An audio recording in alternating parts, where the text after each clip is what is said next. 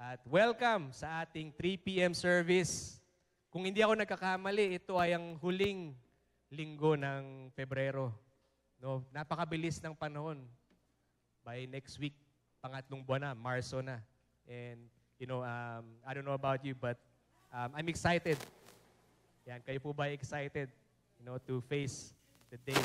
And it's a privilege, it's an honor for me to stand here today and share with you. Yan, and bago ako magsalita, I just want to, of course, honor our leadership for giving us the opportunity and the empowerment to be able para makapagsalita sa inyong harapan. Kasalukuyan po yung ating pong senior pastors ay nagmiministeryo sa isa pong church na kaibigan natin sa Australia.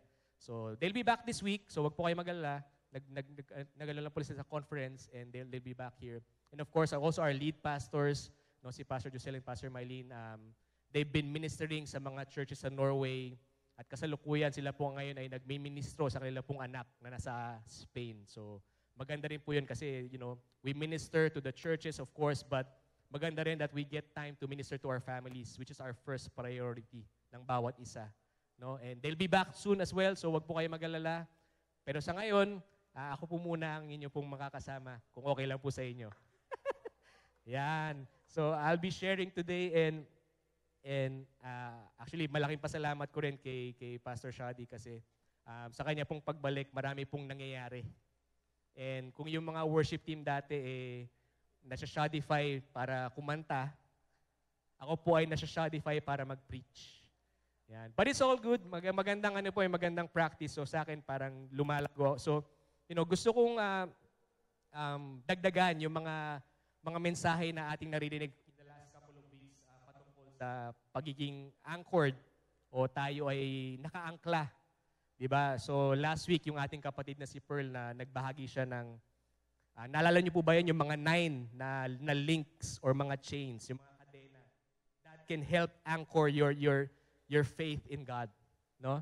And also in this line, so gusto ko lang din na mag-share. And ako naman po, i-add ko yung aking, kumbaga, takeaway for our theme of the word anchored by focusing on John chapter 15. Yan, so basahin muna natin para magkaroon tayo ng konting context. So John 15, sinabi pa ni Jesus, ako ang tunay na puno ng ubas at ang aking ama ang tagapag-alaga. Pinuputol niya ang aking mga sangang hindi namumunga at nililinis niya ang bawat sangang namumunga para lalo pang mamunga. Malinis na kayo dahil sa mga salitang sinabi ko sa inyo. Manatili kayo sa akin at ako'y mananatili sa inyo. Hindi makakapamunga ang isang sanga malibang nakakabit ito sa puno. Pumiyok na naman po ako. So trademark po natin yan. Ganon din naman, hindi kayo makakapamunga kung hindi kayo mananatili sa akin. Verse 5, ako ang puno ng ubas at kayo ang aking mga sanga.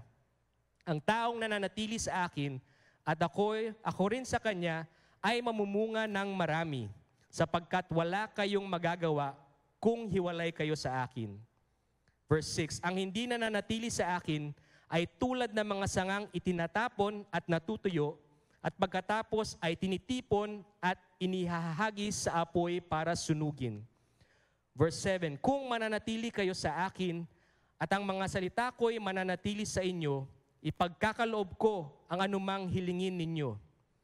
Napaparangalan ng aking ama kung namumunga kayo ng sagana. At sa ganitong paraan ay naipapakita ninyo na mga tagasunod ko kayo. Mahal ko kayo gaya ng pagmamahal sa akin ng Ama. Manatili kayo sa aking pag-ibig. Kung sinusunod ninyo ang mga utos ko, mananatili ang pag-ibig ko sa inyo, katulad ko, sinusunod ko ang utos ng aking Ama, kaya nananatili ang kanyang pag-ibig sa akin. Last verse, verse 11, sinasabi ko sa inyo ang mga bagay na ito para magalak kayo, katulad ko at malubos din ang inyong kagalakan. So if you want a title for this message, I think na-flash na yata o hindi pa, pinangalanan ko siyang manatili. So in relation to being anchored. And, isa sa mga paboritong ginagawa ni Pastor Shadi pagka siya ay nagbabahagi ay binabasa niya yung scripture at iniisa-isa niya. So in the spirit of honoring Pastor Shadi, yun ang gagawin natin ngayon. Okay po ba yun? So magkakaroon tayo ng line by line na pag-aaral, pagmumuni-muni sa salita ng Diyos. And I believe that is something that we need to learn. No, kailangan natin gawin sa pang-araw-araw. Yan. So itong passage na binasa ko, yung John 15, talking about Jesus referring to himself as the true vine, ito yung isa sa mga 7 I am statements na binanggit ni Jesus nung siya ay bago mapunta sa leading towards his death. No? So yung 7 I am statements. So itong statement na to na I am the true vine, ito yung pinakahuli sa pang-7. You know, and I believe nung sinasabi niya yun sa kanyang mga disipulo, the Lord was giving comfort and instructions and assurance sa kanyang mga disipulo. Na kasi alam ni Jesus kung ano yung mangyayari sa kanya. Di ba alam natin yun na, that Jesus will have to go through the cross para tubusin ang kanyang mga minamahal. At yun ay tayo. So he was giving an assurance to his disciples and saying that, I am the true vine. Kung gusto niyong mamunga, manatili kayo sa akin. So he was explaining that to them. Yan, so, simula tayo sa verse 1. Sinabi pa ni Jesus, di ba? Ako ang tunay na puno ng ubas at ang aking ama ang tagapangalaga. Nakita na ba kayo ng puno ng ubas? Nakakita na kayo? Meron tayong picture, I think, so you can show that. So, kasi yung puno ng ubas, hindi siya medyo, kumbaga, likas sa atin kasi we are a tropical country. But kung pumunta kayo sa bahay nila Pastor Heidi sa Christianville, kasi Pastor Millet, kasi nandun yung presensya ng Panginoon, namumunga din yung puno ng ubas. Do we have the picture? Can we have that? Show it. Yan. So as you can see, meron siyang trunk kung saan nagagaling from the ground up and then it goes magkabilang side at doon namumunga. So even the picture itself, kung makikita nyo, parang cruise siya, no? So napakagandang picture. And that is the picture of a grapevine. Yan, so you can take that down. Sinabi dito, di ba? I am the true vine. So in the Old Testament, so sa Old Testament, the vine ay simbolo ng bansang Israel. No? So bakit siya simbolo? Kasi, bakit ang bansang Israel? And alam natin in the Old Testament na ang bansang Israel ang pinili ng Diyos. No? They were God's chosen nation. Di ba? So sinabi ng Panginoon yun kay Abraham, I will make you a father of many nations and I have chosen you, I have called you to be my people. But alam naman natin yung nangyari. Di ba? In the course of the time, the Israelites at some point rejected yung Panginoon. Di ba? Sinuway niya yung mga kautusan ng Panginoon. And ngayon, ang napakagandang bagay, dahil kay Jesucristo, tayong mga hentil, yung mga hindi Hudyo, ay napapasama sa pamilya ng Panginoon. Na tayo rin ay pinili ng Panginoon. Kumbaga, another term for that is being grafted. So which is also another term that is being used sa pagfa-farm ng ganyan. Actually, nag-research din ako ng konti, no? Kasi hindi naman talaga ako mahilig sa plants. So gusto ko lang silang diligan. But, as I was searching that grafting is also like an agricultural term. That we are being planted into the family of God through what Christ has done. And syempre, bakit yan yung picture na binibigay ng Panginoon? Kasi ang Panginoon, meron siyang layunin. Ang layunin niya ay ang bawat mga branch na nakakonekta sa Kanya ay mamunga, to bear fruit. That is God's design and that is God's purpose. That's why, when we are part of God's family, God desires for us to bear fruit. Na tayo ay dapat mamunga. Siyempre, maganda yung may bunga, di ba? And lately, some of my friends, ang nahihiligan nila yung mga mangga. No? Yung mga kaibigan ko naglilihi. Yan, mga mangga. Newsflash, hindi po ako naglilihi ang asawa ko. Yan. But before I forget, konting lang po, gusto ko lang pong i-honor yung aking pong wife kasi po this week we're celebrating 7 years of being married. So 7 years na nai-enjoy yung presensya ko. Actually, higit pa. No, 7 years na ako hindi no-tolerate. No, but I do want to honor that. 7 years, it's a big number. Yun na po akong tanongin kung gaano po kami katagal mag-boyfriend-girlfriend before po kami kinasal. Kasi mag-aaway lang po kami. Yan, so, yan. Yung regalo mo, eto na.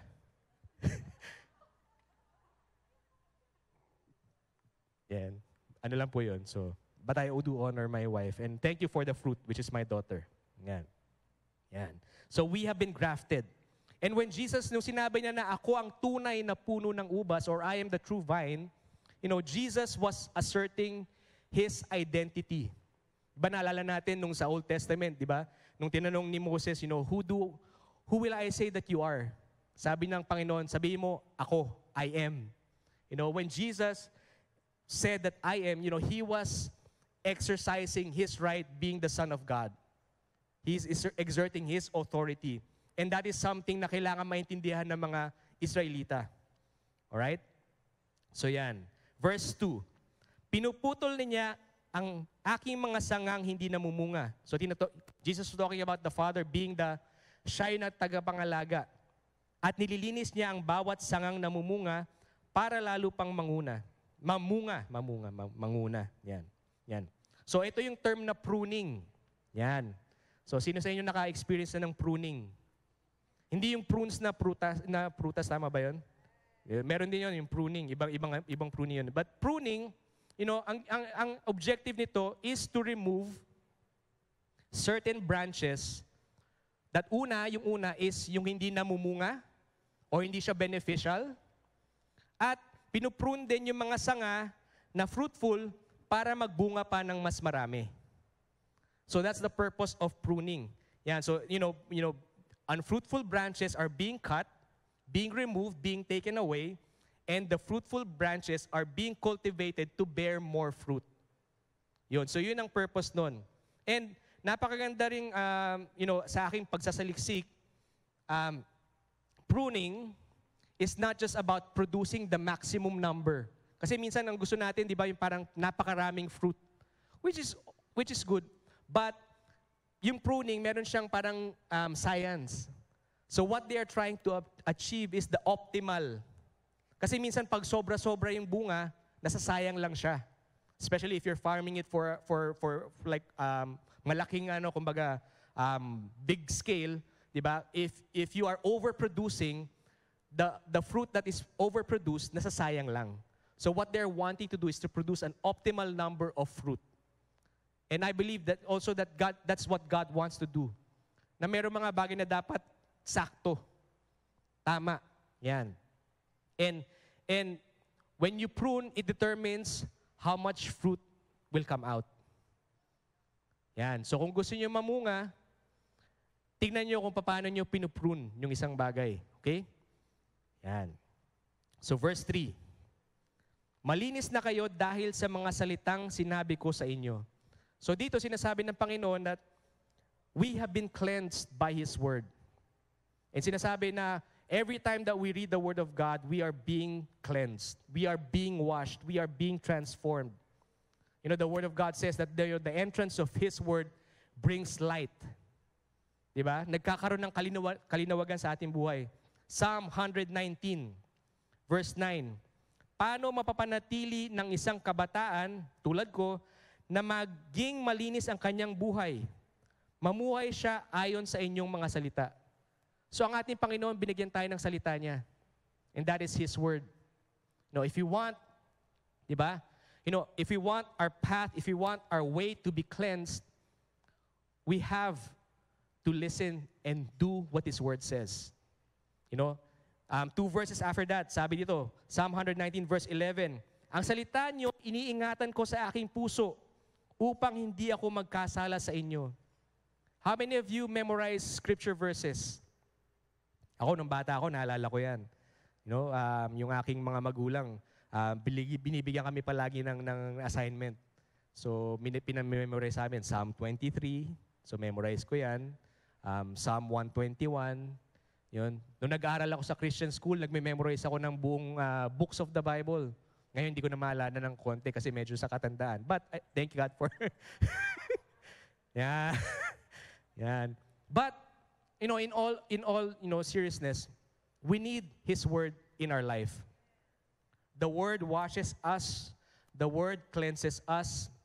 And even, di ba, it says in John that the Word became flesh. Jesus. Jesus can be in us. And He is the one who is able to cleanse us and help us in our life. Yan.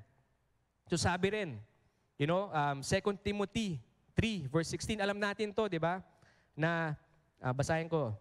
Lahat ng kasulatan na isinulat sa pamamagitan ng kapangyarihan ng Diyos ay mapapakinabangan sa pagtuturo. So it's useful for us.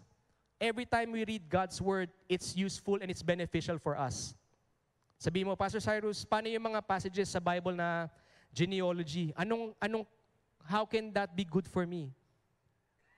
Hindi ko alam. Ang Panginoon makakaalam. But I want to encourage you, basahin nyo pa rin. Diba? There are words, there are passages in Scripture sometimes mahirap maintindihan. But when we read God's Word, when we allow it to work in our lives, we are being transformed, we are being changed. So tuloy ko, no? Mapapakinabangan sa pagtuturo ng katotohanan, pagsasaway, yan, mahilig ba kayo sa sawayin, hindi sumayaw. Pagtutuwid at sa pagsasanay sa matuwid na pamumuhay. Kailangan natin yan, mamuhay ng matuwid. By our own strength, mahihirapan tayo. We need the power of God's Word to help change us.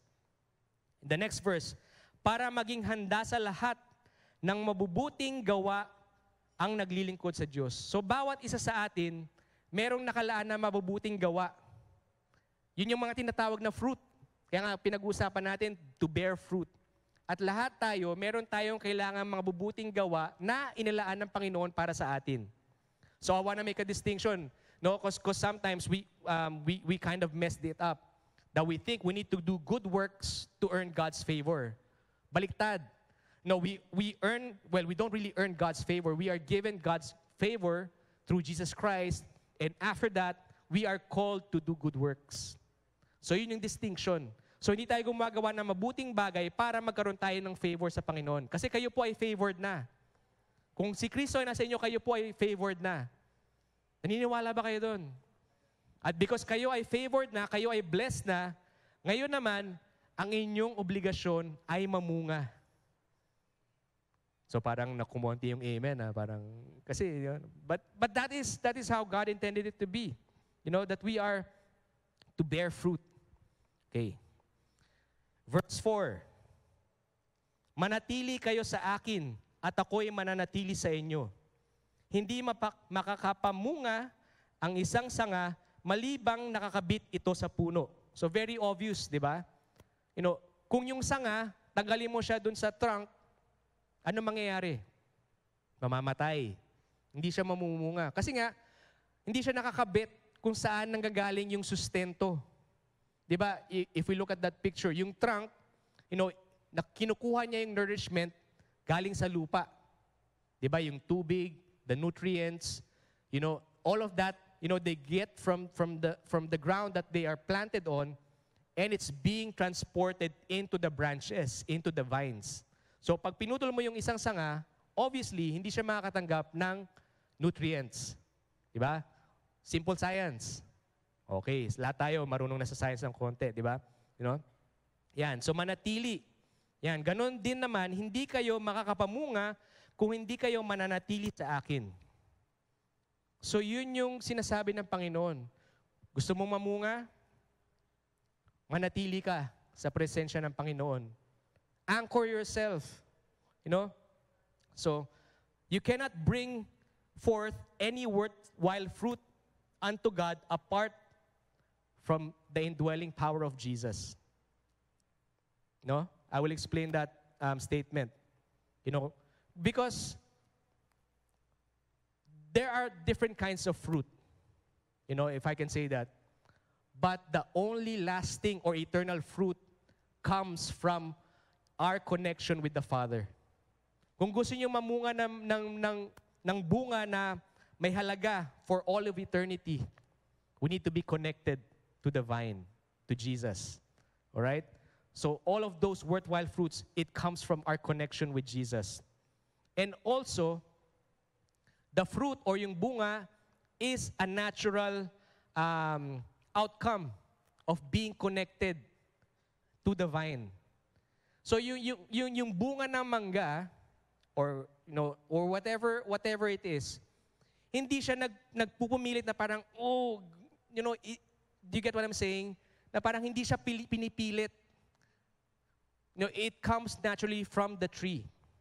In the same way na parang pag nagtanim ka ng puno ng mangga, you cannot expect na mamunga ito ng saging. Dahil magkaiba 'yon. 'Di ba? So fruit is a natural outcome of this relationship. Yan. So the fruit does not come from striving or straining, but it comes from the connection to the vine. So as I've been saying, and sometimes, if we put it in our context, minsan mahilig tayo maging abala. 'Di ba? Doing all of these things, busy. 'Di ba? Walang masama to do work. But what I'm trying to get at here is merong mga activities that will bear fruit that it has to be led by the Spirit of God. Kasi minsan abala tayo, feeling natin we're doing so many things that it may be good things, but it may not be the things that God wants us to do. So yun yung tinatawag na spirit-led activity. No? So and also I think last year we were talking about rest. Rest is not really like yung parang nakatunganga ka lang. Rest is an active kind of position. We're wanting God to work in us and through us. And when we allow God to do that, then yung fruit na magmumula sa atin ay hindi pilit. Di ba yung hinog sa pilit, meron mga ganun eh. Parang pag tinignan mo, hinog siya, but pag tinikman mo, hindi siya matamis. It's not, yun nga, hinog sa pilit. But when we are connected to the vine and we are allowing the Spirit of God to work in us and through us, then the fruit that comes out is good and perfect. Yon. Di ba? Yan. So verse 5, ako ang puno ng ubas at kayo ang aking mga sanga. Ang taong nananatili sa akin at ako rin sa kanya ay mamumunga ng marami. Sinong gustong mamunga ng marami? Di ba? At yung pamumunga ng marami ay meron siyang purpose. Hindi lang para sa iyo. Maaring para sa katabi mo. Maaring doon sa mga tao na nakakasalamuha mo. Diba, when you have a tree and it bears fruit, more often than not, yung bunga ay sobra pa sa kaya mong kainin. Diba? And what do? You share it with other people. And that's the intended purpose of the fruit. That the fruit that we have from our lives, it's meant to be shared and experienced by other people, and by doing so, they get to experience that God can do that for them as well. So yun yung purpose ng fruit. Diba? So yan, kailangan natin mamunga ng marami. Yan, sapagkat wala kayong magagawa kung hiwalay kayo sa akin. Yan. So ito yung natural progression. And when we abide, and kung tayo mananatili, ito ang parang natural progression when it comes to Him. Sinabi nga nyo, apart from God, we cannot do anything. Diba sabi rin sa Philippians chapter 4, kaya kong harapin ang kahit anong kalagayan sa pamamagitan ng tulong ni Kristo na nagpapatatag sa akin. So that verse in the English says, I can do all things through Christ. Diba? So sinabi ni Jesus doon sa John, apart from me, wala kang magagawa. But in me, you can do all things. According to Him, according to His plan, according to His purpose. So kung gusto nating mamunga, tayo'y manatili sa Kanyang presensya. No? And then we will bear eternal fruit. And we can do all things through Christ who strengthens us. Yan. Verse 6. If anyone does not abide in me, o sa Tagalog pala, ang hindi nananatili sa akin ay tulad ng mga sangang tinatapon at natutuyo. At pagkatapos ay tinitipon at inihahagis sa apoy para sunugin. Naku, ayaw ko mangyari sa akin ito. Diba?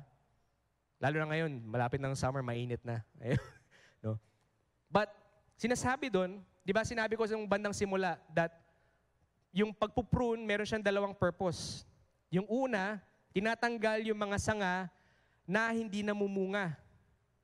Di ba? And then the other one is to bear more fruit. So yung mga, anong ginagawa doon sa mga hindi namumunga? Yung sinasabi dito, itinatapon. And actually, if you want a more agricultural explanation, panoorin niyo po yung mensahe ni Pastor Paul Giagi kanina umaga.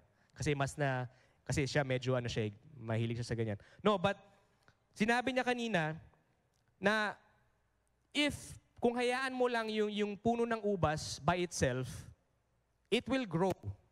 Pero it will grow all over the place. So wala siyang kumbaga kung ano-ano na lang yung tumutubo. So kaya rin kailangan na pinuprune or pinuputol yung mga bagay or yung mga sanga para magkaroon ng structure. Kung nakita niyo yung picture kanina, diba? Meron siyang structure. And that helps it grow and produce more fruit. So, and interestingly, nung sa akin ding pag-aaral, yung mga sangang tinatanggal para itapon at sunugin, it's not even good for firewood. So even yung purpose na parang sunugin, parang it's not also the best, hindi rin siya yung magandang kahoy para gamitin para sa ganon. Kasi nga, the branch's ultimate purpose and design was to bear fruit. So yun yung kanyang disenyo na ginawa ng Panginoon sa kanya. So yan. So a grape branch is only good for one thing, and that is to bear fruit. Yan. So it's not even good for burning. Yung pagsunog lang, yung pagsiga, hindi rin siya, there's even no benefit to that. And we don't want that in our life as well. No? Yan. So verse 7. So pagpapatuloy din sa pag-aabide. Kung mananatili kayo sa akin at ang mga salita ko'y mananatili sa inyo, ipagkakaloob ko ang anumang hilingin ninyo. Yan, ito yung gusto natin, yung second part, yung ipagkakaloob yung kahit ano. Diba? Lahat tayo meron mga gusto, diba? Mga desires, mga wants. All of us, diba? If we're being honest with ourselves. And this verse, when you read it, napakagandang pakinggan that, that God will give, whatever. And it says there in the English, ask what you desire and it shall be done for you. Diba? Magandang pakinggan. Pero yung verse, the words before that, sinabi doon, if you abide in me, and my words abide in you.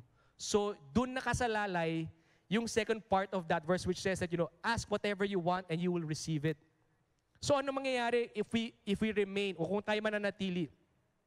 What happens is, we get changed, di ba? Sinabi natin sa verse 3 that, that when the word comes, it washes us. Our mind is being renewed. Di ba nagbabago yung ating ugali? We start to act more godly, if I can say so. Diba? Kung last week, ano ba magandang example? Nagsasabi ka ng bad words na 10 times, this week, 5 times na lang. No? Or, halimbawa, nagsusmoke ka ng isang pack, last week, this week, half na lang. Diba? You are being changed, you are being transformed. Kung last week, medyo suplado ka, no? This week, medyo gumagano ka na. No? Paunti-unti. And what I'm trying to get at is, when we spend time with God, when we anchor ourselves in Him and in His Word, and we allow Him to transform us and to change us, we discover His will. And His will becomes our will. And that's why when we say here na sinabi natin na kung ano man yung hilingin mo, gagawin ko. Because we get an understanding of what God's will is, and we desire that for ourselves. Di ba sinabi doon, let your kingdom come, let your will be done on earth as it is in heaven. And that's why when we ask from God, He gives it to us because it's according to His will. So, hindi ang Panginoon na nag-a-adjust sa atin. Tayo yung nag-a-adjust sa Kanya. By being transformed, by being renewed. By abiding sa ating pananatili sa Kanya. So, yun. At dahil doon, tayo yung namumunga. Right? Sabihin natin, gusto ko mamunga ng marami. Ganyan, okay lang. Verse 8. To. Napaparangalan ang aking ama kung mamumunga kayo ng sagana. So una, mamunga lang. Ngayon, sabi, mamunga ng sagana. Diba? And when we bear much fruit or more fruit, guess what? The Father is glorified. He is lifted up. And that is His will. You know, and kung pag-aaralan natin yung buhay ni Jesus dito sa lupa, ang kanyang pinaka-nais or His one desire when He was here on earth was to glorify His Father in heaven. That's why He was doing all of the things. Sinabi ng Panginoong Jesus, sabi niya, I'm doing, my Father's business. You know, that's my will, to do the will of God. You know? So yan. So tayo, kung tayo'y mamumunga ng marami, ano ba yan? Yan, napaparangalan ang Ama. At sa ganitong paraan, ay naipapakita ninyo na mga tagasunod kayo. So yan din, no? So kailangan natin, konting pruning, Kasi madali sabihin, is that the mic or something? I'm okay? Okay. Yan. So, isa sa mga ways para malaman kung tayo... The mic, can you adjust the sound? I don't know what's going on, ha?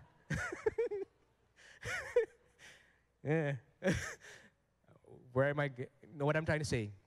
One of the ways that we can prove, that we are bearing fruit, if we are disciples of God, is by bearing fruit. That's how we are to be known by His disciples. If you want to be known as a follower of God, the most obvious thing that we can look at is what you're producing. Kung ano yung nakikita sa buhay mo. Diba? Kung ano yung nakikita ng tao pag wala yung mga pastor. Diba? How you act. And I'm guilty of this. Minsan nawawala yung pagka-pastor ko pag nagdadrive ako. To be honest. Diba? Minsan binubusin na ako, tapos nakita ko, ay, taga-church pala natin. Hello po. Let me just share a funny experience. Wala naman akong ginawang masama. Wala. No, I try. By God's help. One time, a couple of weeks ago, I was in our Las Piñas extension. And a few days after, pumunta ako sa isang, parang car shop. Kasi meron akong parang pinapacheck sa kotse ko. Ganyan. Tapos, yung nakausap ko, parang tinitingnan ako ng parang kinikilala ko. Tapos sa loob-loob ko, sino ko ba? Ba't mo ako tinitingnan ng ganyan? Buti na lang hindi ko tinarayan. Buti na lang hindi ko sinupladuan. Sinabi lang niya, di ba kayo yung nasa Las Piñas extension? Tapos sabi ko, ay, opo. Ako po yun. Tapos sinabi niya, kasi nandun ako last week, tapos nandun ka, nakita kita, nag-preach ka. So ako naman, sabi ko, ay, salamat po. So syempre, tinanong ko yung pangalan niya. So nagpakilala po ako. So it's good to see you. And kasi madalas ako pumupunta doon sa shop na yun eh. So ngayon, pagka nandun ako, hindi na ako pwede mag-inarte. No, but don't do it because you're doing it for other people. Do it because God changes you. Diba? So that's what I'm trying to say. We are known by our fruit. Kung ano yung bunga natin. And by our fruit, the people will see, and by that, in effect, the Lord is glorified. So if I can ask this question, yung mga bunga ba ng buhay natin, so I'm not looking at anyone, baka sabihin nyo, ito ba ay nakakapagbigay puri sa Panginoon? Yun na lang yung tanong. So I can leave that to you. Okay? Yan. So sabi rin dito, ano ba yung kanino pa sinasabi yung bunga? Ano ba yung mga bunga na dapat makita natin? Diba? So, basahin natin sa Philippians. Basahin ko sa Amplified. May you abound in and be filled with the fruits of righteousness, of right standing with God, and right doing, which come through Jesus Christ. Diba? Yung pinag-uusapan natin, being connected, manatili, the anointed one. To honor to the honor and praise of God, di ba? To glorify the Father. That His glory may be both manifested and recognized. Another verse, Galatians. So, basahin ko sa Tagalog. Ngunit ito ang bungang makikita sa taong nabuhay sa kapangyarihan ng banal na Espiritu. Pag-ibig, kagalakan, kapayapaan, pagtitiis, kabutihan, kagandahang loob, katapatan, kahinahunan. Minsan kailangan natin nun, huminahon ka. Di ba? Minsan pag sinabihan na huminahon ka, mas lalo ka na-agitate. Di ba? Why are you telling me to calm down? You calm down. Di ba? Nangyayari yun. But we need that. At pagpipigil sa sarili, self-control. Yan, kailangan natin yan. Kailangan ko to. Kung ganito ang pamumuhay natin, hindi natin malalabag ang mga utos ng Diyos. So talking about God wants us to bear fruit. And if we bear all of these fruits of the Spirit, we are glorifying God and we are bearing fruit and we are bringing honor to His name. So again, my question is the fruit that you are bearing, does it glorify God? Amen? And I will close with this. Verse 9 to 11. Mahal ko kayo gaya ng pagmamahal sa akin ng Ama. Manatili kayo sa aking pag-ibig. Kung sinusunod ninyo ang mga utos ko, mananatili ang pag-ibig ko sa inyo. Katulad ko, sinusunod ko ang utos ng aking Ama, kaya nananatili ang kanyang pag-ibig sa akin. Sinabi ko sa inyo ang mga bagay na ito para magalak kayo, katulad ko at malubos ang inyong kagalakan. God desires for us to experience His love. And sinabi dun sa verse na yun, that His joy might be complete in us. When we abide in Him, our joy will be complete. And we will bear fruit. At yun ang naisin ng Panginoon sa ating buhay. And if I can be honest, that sometimes, when we are being pruned, or when we are being corrected, hindi siya madali. Minsan nga masakit. And ultimately, the pain that you experience from the pruning, which comes from God, it will yield to greater fruit. Sinabi sa Hebrews, verse 5, 12 verse 5, baka nakakalimutan nyo na ang pangaral ng Diyos sa inyo bilang mga anak niya, anak. So this speaks about relationship with Him. Sinasabi niya, anak, huwag mong baliwalain ang pagdidisiplina ng Panginoon at huwag kang panghinaan ng loob kung sinasaway ka niya. Next verse. Sapagkat dinidisiplina ng Panginoon ang mga minamahal niya. And that's all of us. Diba? Kung alam mong mahal ka ng Panginoon, expect this. At ang mga minamahal niya, at pinapalo niya ang mga itinuturing niyang mga anak.